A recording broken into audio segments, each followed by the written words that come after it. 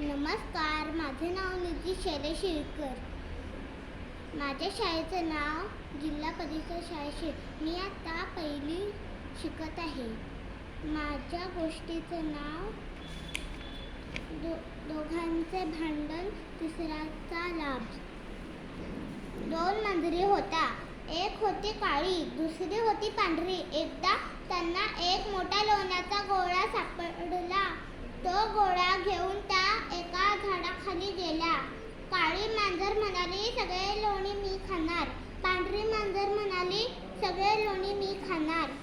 दोघींचे चांगलेच भांडण जुंपले.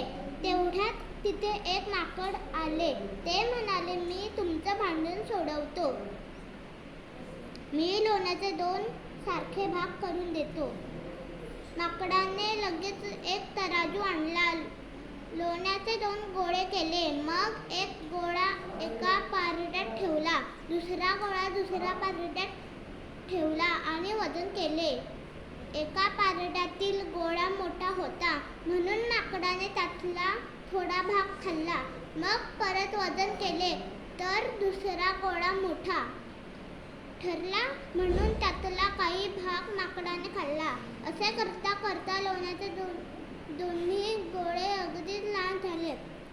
तेवढा लहान गोळा तरी आपल्याला मिळेल की नाही याच काळजीत बिचाऱ्या मांजरी होत्या.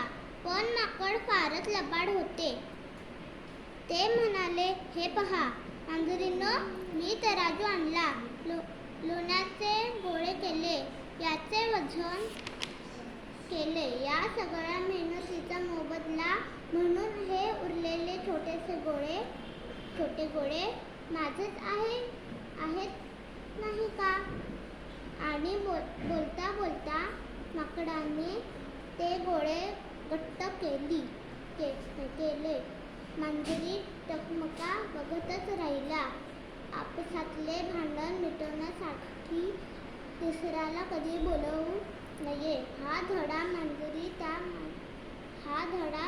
त्या मांजरी शिकला. शाबास.